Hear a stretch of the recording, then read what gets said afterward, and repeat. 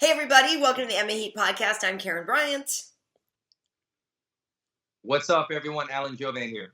Hey, so Alan, last night I didn't get to watch it. I was at an event, so I had to dig this old shirt out of this old Red Sox shirt from when they won the championship. This is the 2013 one. I had to go through. There's a few in my drawer, and I thought, well, which one should I wear today? So yeah, we went with 2013 because it was fresh. The thing is, I had to dig through so many Patriots shirts before I could get to this Red Sox one because it's like the drawer is littered with championship material. But yeah, so it's cool. So yeah, I busted out this old classic, from 2013. And it's no big whoop. I think you know what? I have this one. If you wanted to wear this one, I could have loaned this to you. This is 2004 Red Sox. I definitely could. It would probably fit you too if you. Do you need it? Do you want to borrow that? Yeah. Bodie needs a new dog blanket. Oh! Boston fans. Boston fans are a one of a kind, Aaron. I feel like you and Kenny Florian and maybe even Dana White and John Anik, all together. 4 of us, yeah.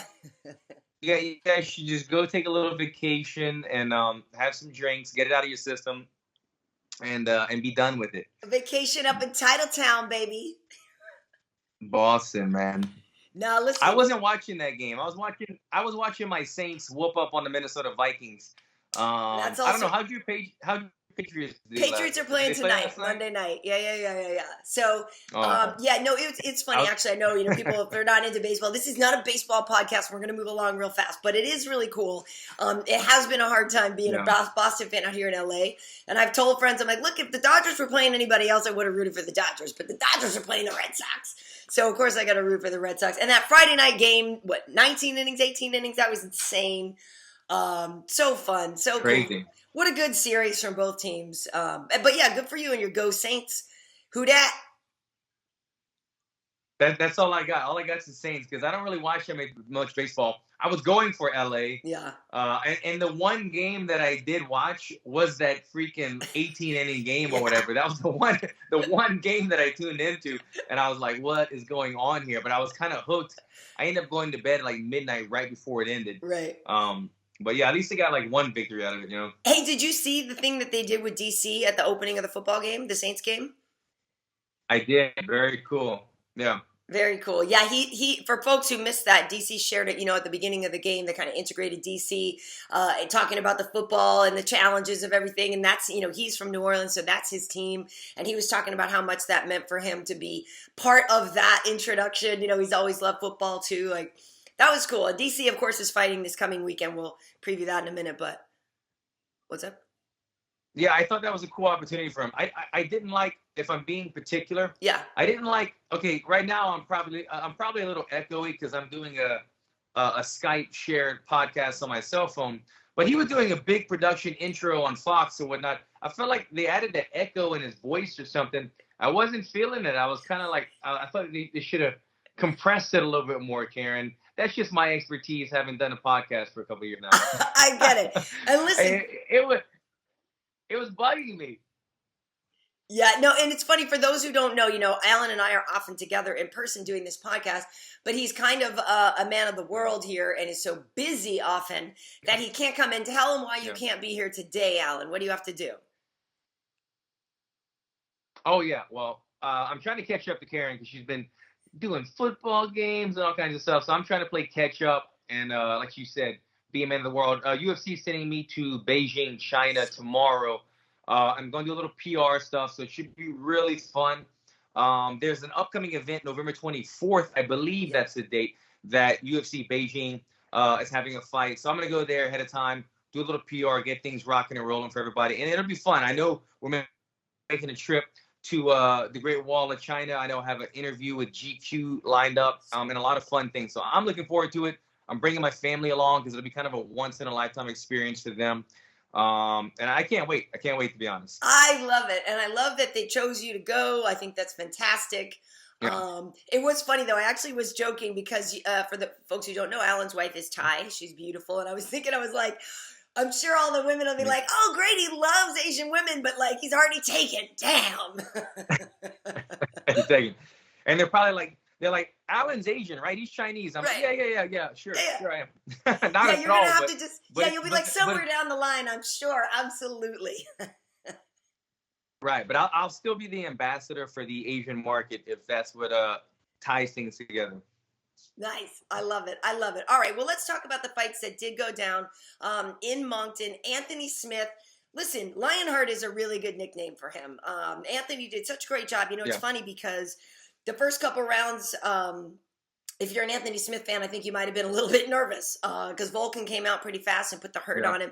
And if I'm being honest, I thought there was times when Anthony looked a little timid, you know, not quite the killer that we've seen him against some other people. I think Volkan was definitely a step up in competition for him, but obviously he handled it well, and getting that third round submission I thought was very impressive. Yeah. So Anthony, I like him. Yeah. He came from the same organization that I did, which is the LFA or RFA. And so I usually kind of root for people that came from the organization already. And I like his fighting style. I'm happy he went up in weight and he's making big waves early. But I was I'm trying to figure out what I'm trying to say here. Some of his decision-making in that fight was questionable to me, Karyn. He said, you remember him saying that, like, he had a game plan. He wanted to kind of wear Volkan down and let him gas himself out before. He said he would make it kind of an ugly fight or a boring fight until he decided to pick his moment. Right. So I get that.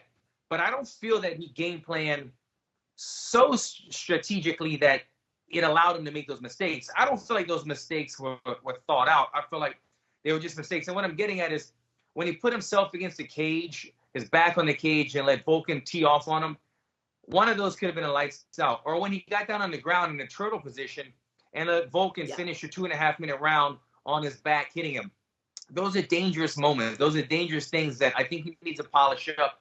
If, by chance, they were thought out, that he thought, you know what, I'm going to let Volkan burn his gas tank out, and I feel comfortable in those positions, that's a very bold or brave move of him to do.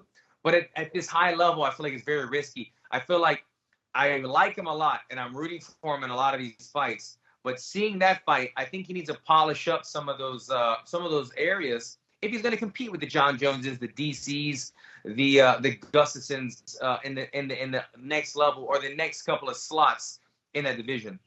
Yeah, I agree with you, basically with everything that you said there, because I, too, like him a lot. He's a really good guy. We've spoken before. He's a solid guy, got a good head on his shoulders, family man. Like, there's a lot to like about Anthony. And obviously, like I said, he's got a lot of heart, and when he knocks people out, it's hella fun to watch. But the one thing that, yes, I too was a little critical on was, and maybe I sort of said ground game, which isn't really exactly what I mean, because obviously he then got the submission. He obviously knows how to do things. It was really exactly what you're talking about, the turtling up. And I guess, I'm saying ground game, but really what I meant was wrestling. I wanted to see him, using, better wrestling transitions. I wanted to see him kind of putting it together. That was kind of one of the things we were talking about when we were on the set, was the fluidity that guys like John have, Gus, you know what I mean? Like you're saying, the top of the ladder there, there's so much more fluidity between stand-up fighting, ground fighting, transit, everything just kind of is seamless. And with Anthony, it still seemed a little bit like I'm on my feet right now and I'm kicking ass. And then when it's just that things were a little bit more, okay, now I'm here and now I need to go from here to here. Whereas the other guys just do it all in one fluid move. Do you know what I mean? But it's not about the not even raw materials. The guy's like 40 fights. So the material is there. It's just that just the clicking together of the pieces into a more of a fluid motion that I think is going to make him very, very, very, very dangerous. Because clearly he can take a punch. Clearly, you know what I mean? He knows how to finish when he sees the opportunity. I just want to see that middle game cleaned up a little. Agreed. I think the sense of urgency wasn't quite there against Volkan being in these, being in these bad positions. Again, he's an experienced fighter. He's kind of new to the UFC scene, but he's got a tremendous amount of fights. I mean, he's got like 30, 40 fights under his belt. So he knows what areas he likes. And one thing I was thinking about is I don't mind being in the turtle position sometimes. I fight well in the turtle position when somebody's on my back. I feel comfortable. Maybe he's like that. Maybe he feels I'm in the turtle position. I'm not. I feel comfortable. Even though it's a bad position and you're going to lose the round being there, he didn't feel like he could get finished. So that could have been part of his game plan. But if you're going to be in a bad position against guys, as we said, like DC and John Jones, that bad position could be your last bad decision because they will finish the fight from there. So moving forward, great performance from him. Fun fight, great comeback. Polish up those little holes that he had because I don't think those holes will be allowed against the higher level guys. Yeah, and he actually was in the UFC and had gotten cut, went out of the UFC, won 7 or 8 fights or something, and came back. And, so literally that Lionheart really works in a lot of reasons, because sometimes people get cut from the UFC and they never make their way back. They're defeated and whatever, and they just weren't good enough to come back. Anthony obviously proved that maybe the first time around was too soon or whatever. He fixed whatever he needed to fix, and he went on a tear outside the UFC and came back in. He's now 3-0 at light heavyweight. He was a middleweight before, lost to Thiago Santos, came up. He's 3-0 at middleweight. He took out 2 former champions and a former title contender. So it is kind of funny to argue against him getting a title shot. Because I too feel it's a little too soon. He was ranked number 10 going into that fight, and he just beat number 2. So for me, I feel like when people get a title shot, you may never get one again, right? And it's so hard to get another one if you aren't successful. So for me, especially when I like somebody, I want them to be even the most ready they can be. You know what I mean? And so I love it. I would love it for him to take another fight to just get one more great contender or top person out of the way, build even more confidence, and then go. But I mean, clearly, look at he's ready in that he beat the number 2 guy who almost was champion. And so in that way, he's ready. But I just do still feel like your Cormiers, your John Joneses, and your Gustafsons are just still that much more removed from the pack where I'm not quite sure. I mean, obviously anything can happen, but I'd like to see him fight one more time before a title shot. But hell of a good dude. Yeah, I agree. Good dude, and I'd like to see one more fight as well. And like you said, those names that we keep mentioning, they're just going to make less mistakes than Volkan made. Speaking on the other side of the coin about polishing things up, Volkan needs to polish up his ground game a little bit. And he's another tremendous fighter who I really enjoy watching. But when he had his back taken, he was not fighting the free hand. Normally, you try to scrape the hand off of your head, fight that hand, and then it's a one arm trying to choke you instead of 2, and it's much more difficult for somebody to choke you with one arm than it is 2. Yeah. But he waited a good 15 seconds before he even thought about fighting that choking arm. So Volkan needs to polish up some of that jiu-jitsu game moving forward in his career. But both guys, fun fight, fun guys to watch. For sure. And Volkan said he broke his nose during camp and broke it again in the fight, and maybe it was too soon to come back, and it was hard for him to breathe, which totally sucks. We've seen that with Rory McDonald, that his nose became, something that broke a lot. So hopefully Volkan has time to really let that heal for the next one. Because again, Volkan's only 29, Anthony's only 30. These guys still have time. And that division is, going to lose some people pretty soon. Glover will retire pretty soon. Shogun will probably retire. Rashad just retired, so they have time. Not too worried about either of them. In the co-main event, it's funny. I'm curious your take on this. We were talking about Michael Johnson. He defeated Artem Lobov, and it was by decision. And we were watching this, and I don't know how you feel. Like Artem I feel like people make fun of Artem, right? He's the butt of a lot of jokes for whatever various reasons. They look at his record and they say this guy sucks. Well, he doesn't suck, right? He's taken fights he shouldn't have taken, back in where he wasn't, it was short notice or whatever. But the thing that's crazy to me is like Artem's not a bad fighter. Do you know what I mean? He keeps getting put in with people who are better, yes. But I asked, Dominic Rashad, I'm like, guys, can Artem win in other organizations? Like, is it just that he's just not quite good enough to beat your Michael Johnsons? They're like, yeah, this dude would win other places. You know what I mean? It's not like he can't win. It's not that Artem doesn't have a good skill set. He has obviously won in the UFC. He's won a couple fights in the UFC. But they're like, yeah, it's not that he sucks. It's just he's up against really good guys. I mean, Michael Johnson is the only person that beat Tony Ferguson, for crying out loud. Yeah, no, Artem, no, let it be known, Artem doesn't suck.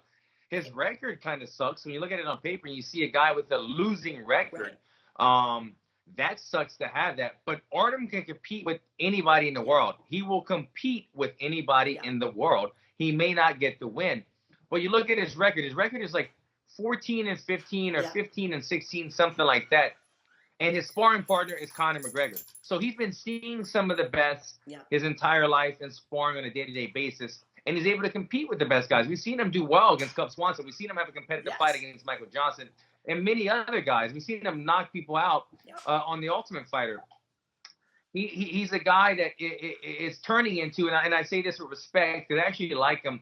I tease about him a lot because it's just funny how they call him the GOAT and whatnot, but I actually like him. And I thought that was a very classy thing for him to do. At the weigh-ins, when Michael Johnson didn't make weight, he chose not to take the 20%. Very classy of Artem. I'm more of a fan because of that. But he's going to become a gatekeeper, is what I'm alluding to. Artem is a guy who can compete with the best guys in the world, but probably is not going to get the win over the best guys in the world. So he will be that kind of like Chris Lieberman, tough guy. You got to be on your game to get past him. You got to have a little bit of an X factor, something good about you to get past him. But you will be tested nonetheless. And Artem will turn into that gatekeeper if he continues in the UFC. But you know what? I think he knows he's not going to be, going for a title run anytime soon. But I kind of feel like he's content with that. He's a good fighter. He loves to fight. This is what he does. He's making money. He's got a good fan base. If he can continue making money in the UFC and somewhat be that gatekeeper, I don't think he will be. I don't think he'll be too upset with that. Yeah, I mean, I think he makes a decent living, and he does. He's entertaining. That Cub fight was really entertaining, and that's the thing, he's better than his record. Was my point out of that. Moving forward for Michael Johnson, though, now he's 2-1 at 45. He dropped down from 155 pounds. So I think he's doing pretty well. He took this one on short notice, which is why he missed the weight. Just missed by a pound. But he fought in late August and fought again, on Saturday night. So I'm not really sure what's next for Michael. He said if the right fight came along, he's willing to go back to 55. But I think he should stay at 45. I like him there. Yeah, no, he looks good. I mean, he looks. It's funny when you see. Sorry, my dog's chewing a bone. It's too loud. It's funny when you see guys change weights and they have success, and you kind of think, how did that person fight at the other weight class in the beginning? I mean, you see, as we spoke about it in the top of the show, Anthony Smith, like to think that guy was an 85er because he's a big 205er. And you see Michael Johnson. And you think, he was a 55er because he looks really good, and he's got the range, he's got the reach at 45. He could have a lot of success as long as the weight doesn't become an issue there. So I know there's a few things we want to get to, and you have to get to take up the last few things before China. But anything else stand out to you? In Moncton, Misha Circunov got back on the winning track. Nasrat Haqparast got a win. He's a rising star. Calvin Kattar, who I think is a real up-and-comer, speaking of the 45 division, he got a win as well. Anybody else stand out to you? You named it. I really only got to watch the main card, and so I didn't see a lot of the prelims. But you named the ones that were good ones. I didn't see the fight of the night performance. I wish I would have seen that fight of the night. Was that the guy that is what's his name? The coach on the Ultimate Fighter, the lookalike? Was that his lookalike? Yeah, that's Haqparast. Yeah, he looks like Kelvin Gastelum a little bit. Like they could be brothers. And they got fight of the night, so that was cool. He's German, trains with Faraz, I believe, he's one to watch. Let's just put it that way. He's one to watch. It's interesting though. We talk about fighters that are here in the UFC and that we are watching, and literally, Alan, one of the greatest of all time is now not in the UFC. Demetrious Johnson was quote unquote traded to One Fighting Championship for Ben Askren, their welterweight champion. And if I'm being honest, obviously, I'm very sorry to see Demetrious go. I'm a huge Demetrious fan. I think he's incredibly talented. I think he is an absolute marvel, and he's so fun to watch. But I also understand he's got nothing left to prove in the UFC. That fight with Henry Cejudo, the second one, was very, very close. And even though he lost his title, I mean, it's arguable, whether he lost that fight or not, really. I don't think yet he has anything left to prove in the UFC. We know he wasn't always happy with the way he was treated. I've heard some numbers about some other people that have gone to ONE FC and have gotten incredible paydays. you know, his coach works there and stuff. So I get all the reasons why he's leaving. I'm just bummed to see him go, but I'm happy if he's making gobs of money because he deserves it. Yeah, and I think it's a smart move, Karyn. I mean, you fight for money, you fight for legacy. Demetrious has both of these. He's made his money. He's the best all-time fighters that will go down in history as the GOAT, as one of the GOATs, as one of the greatest, one of the best pound-for-pound fighters. The win streak that he set probably never be broken. He's done so much stuff, and then he loses his belt. And now it's like, well, not only in his mind, where does he go from here, but I think in the UFC and the promotion's mind, they're probably thinking, what do we do with him now? Because he's set all these records, he's done all this stuff. He's already kind of peaked from the UFC standpoint. He's been undefeated. He's been at his highest point, and now he lost. So it's like if we had him at his highest point when he was peaking, and we still couldn't really find anything to do with him. And I love watching him, but I'm saying from the UFC's perspective, they never really found like he was a big ticket seller, that he put a lot of butts in the seats, or that he could demand pay-per-view points. So at his highest point, they really didn't know what to do with him. Now coming off of a loss, they really aren't going to know what to do with him. So it was a good time to mix things up. And he's already proven himself. He's already broken these records. He's already cemented his legacy. Now go get those money fights, Demetrious. Go and do your thing in one. If they're offering you more money, a bigger contract, and it's some favorable fights over there and fun fights for him. They love the smaller divisions out in Asia. Yeah. They flourish out there, the lighter weight classes. And you're getting paid more money. Smart move at this point in his career. I'm fine with it. I will miss him in the UFC as well. But it's his time to go make a little extra money to take care of his family for the rest of his life. So how do you feel then about Ben Askren coming? Because I don't know how to phrase this. Like, I feel like, you know, there's over the years, there was so much tension about him not being signed in the UFC, and Dana didn't like him, and Dana had even blocked him, and Ben tweeted out the other day, hey, boss, time to unblock me. You know, that it's been kind of this running thing for years and years and years. But I wonder, you know, and he's kind of semi-retired, it seems, right? Like, if the timing, I guess, maybe is a little weird for me, and I don't know if, like, the idea of Ben Askren is going to be greater than Ben Askren actually in the UFC, if you know what I'm saying. I don't know what they're going to do with him, which super fights they're going to give him, and it's your division. So what do you think? It is my division, Karyn. Bryant, thank you for stating that. Let's see. I'm trying to think, how do I respond to this question? Do I respond to it from an analyst, a fan? Fighter first. Do the fighter first. Fighter first. From a fighter's point of view, he's coming into my division. Okay, we'll go with that route. Here's the thing with Ben Askren. Not aspirin. Ben Askren. The thing, if you ask me the first thing that comes to your mind when I think of Ben, I say dominant wrestler. Right. If you ask me the second thing that came to my mind, Karyn, I would say one-dimensional. And I think that's going to be the problem with Ben Askren. He's very one-dimensional. He's very good at what he does. He's a very efficient wrestler, very good. He's very dominant. But he's been fighting a lot of guys that up and down, up and down, up and down. He's beaten some good guys. Some people said, oh, he hadn't fought anybody and won. That's not true. No, Ben has beaten some tough guys in Bellator. He's beaten all the welterweight champs over there. So he's beaten some tough guys. I think that was a little bit more in his prime when he was beating those guys. I think he's past his prime now. But Ben has never had good stand-up. He's always been kind of a desperate wrestler. Mm-hmm. And when I say desperate, I mean he doesn't want to engage at all in the striking, and he looks desperate. He's lunging for takedowns because he knows that's his only hope. And that's not going to cut it in the UFC. Mm-hmm. He will land takedowns. He will beat some strikers. But honestly, I think that you give me a Colby Covington. I think Colby Covington puts Ben away. Yeah, I think so, because Colby Covington has the wrestling know-how to evade the majority of the wrestling takedowns, and Colby Covington has better striking on the feet. I think Tyron Woodley smokes Ben Askren. I think a lot of the top 15ers give Ben Askren a tough time. I really do. And I think he will get his wins. But for Ben to come over and start kind of, I know what he's doing. He's stirring up the pot, which is smart of him. He's a smart guy. He's educated. He's a really good coach. I'll give him that. Really good coach, really good wrestler. I've got nothing personal against Ben. Yeah. But when he comes into my division and he starts calling people out, I was one of the first people to speak up right away. To look, man, you're good at what you do. Yeah. But it's a whole other world in the UFC because you've been fighting in divisions and promotions where there's one good guy and you've been able to beat him.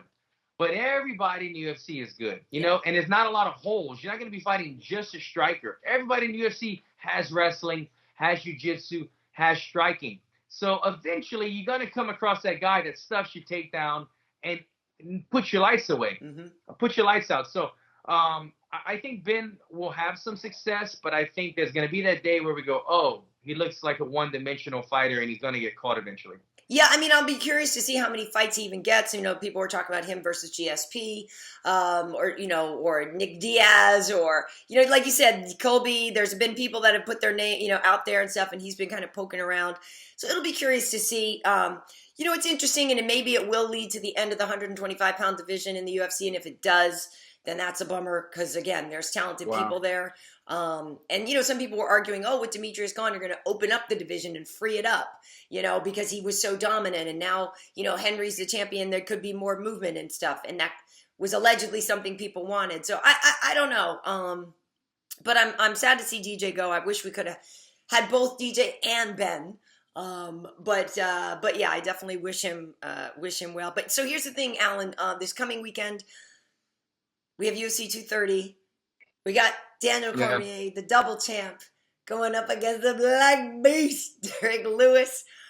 Derrick came by UFC tonight the other day. He said he's been training 3 hours a day, up from his half hour before that he told us about, right? And the Beast did look a little slimmer, and the Beast says, you know, that helps his back and all this. I feel like everybody knows how this fight is going to go, but what do you think is going to happen? Well, I think I see it going a lot how the majority of the crowd sees it going, Karyn. And that DC will land his takedown. DC is going to be the much faster fighter. And, you know, DC said it really well. DC said, if you only have a puncher's chance going against me, that's not much of a chance at all. And I thought that was a sound bite to sell the fight, but it was also a smart fighter keeping it real. Yeah. Because DC is very quick for the division. He's hard to hit. He's fast in the division. He's going to be the much dominant wrestler.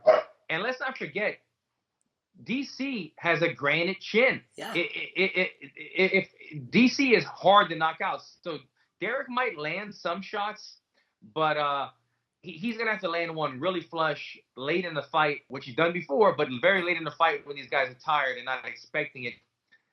For it to put DC away. But anything can happen. We've seen it. Derrick Lewis has that one-punch knockout power. He can come back late.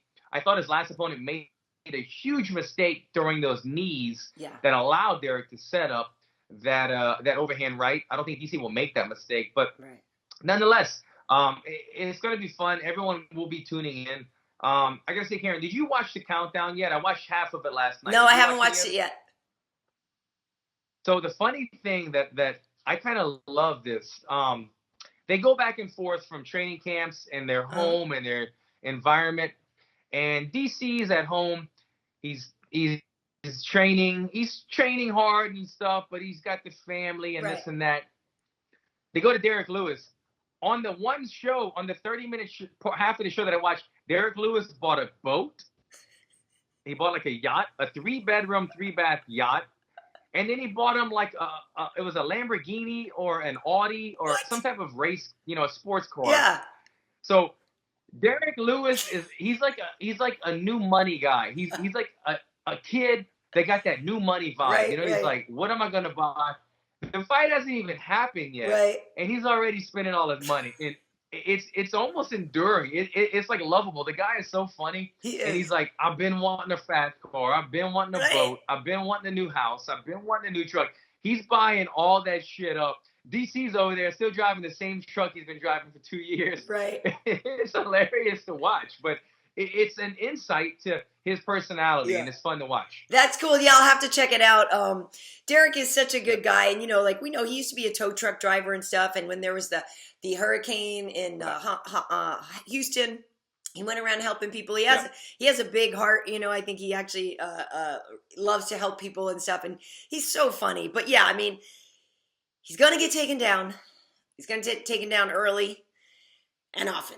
is really how it's Yeah. going to go. DC is way too smart of a fighter to risk getting that huge knockout, being on the receiving end of one of Derrick's big punches. So I think it's going to be a pretty methodical fight for DC. But I mean, like you said, you never know what's going to happen.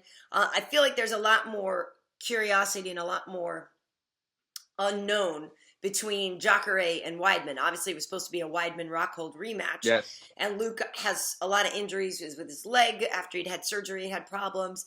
And he, banged his knee, was banged up. And then I think also like his nose or his elbow or something crazy too. So Luke, really was trying to make it to the fight and couldn't make it. So Jacare was already on the card, was going to fight David Branch, and now he's fighting Chris Weidman. And I think that's it's a dangerous fight for Chris because Jacare can stand up and strike. And also once it goes to the ground, he's amazing. So I don't know what you think, but it's like, Chris's wrestling is phenomenal. Is Chris's wrestling on the ground going to put him in better positions than Jacare's jiu-jitsu? You know what I mean? Like, I don't know that you go to the ground at all, So on the feet, I think they're pretty closely matched. But if it goes to the ground, I'm not sure what's going to happen. I'm so torn on this fight, Karyn. I mean, you said it. Chris always has, even if he uses his striking, he always has that in his back pocket that he's able to take you down. And the threat of the takedown opens up his striking, right? So if the threat of the takedown is not really there, because do you necessarily want to give your neck to Jacare?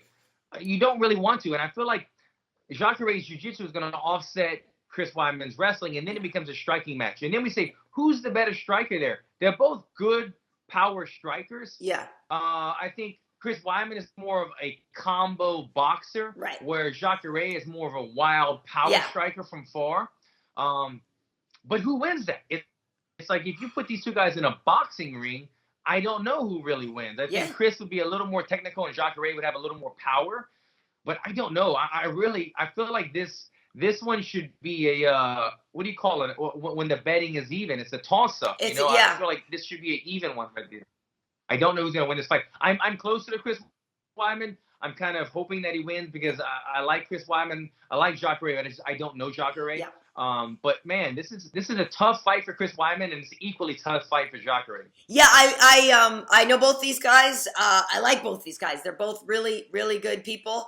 I agree with you on the boxing there with Chris. But the thing is Jacare, yes, he's not going to be as technical a boxer as Chris, but he is big and he is strong. And Chris did get dropped by Gastelum, who is as we always say, a smaller 85er.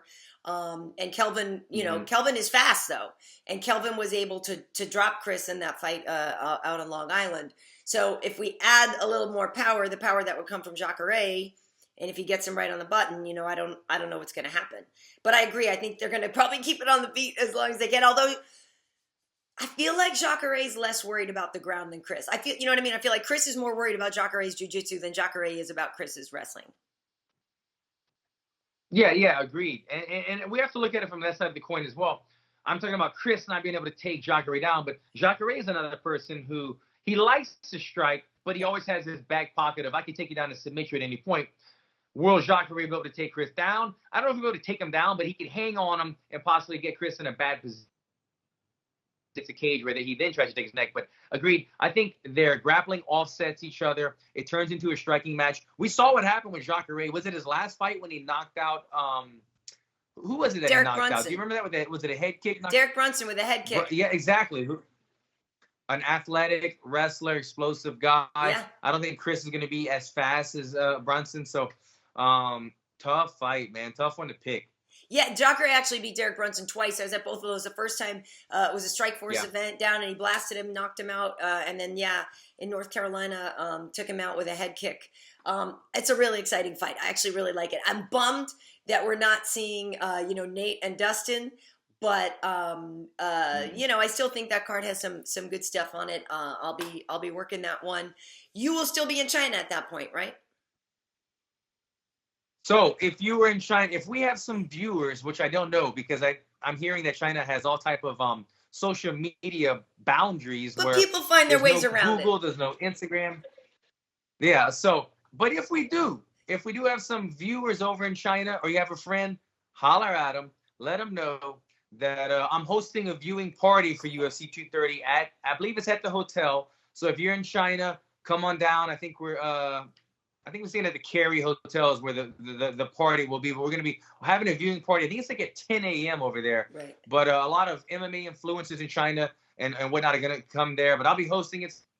So come down. We'll have a drink. We'll watch some good fights and take some pictures. Very cool. Well, people are definitely going to have to follow you on social media for that. For me, you can find me at KB Heat on Instagram, Karyn Bryant on YouTube and Twitter and everywhere else.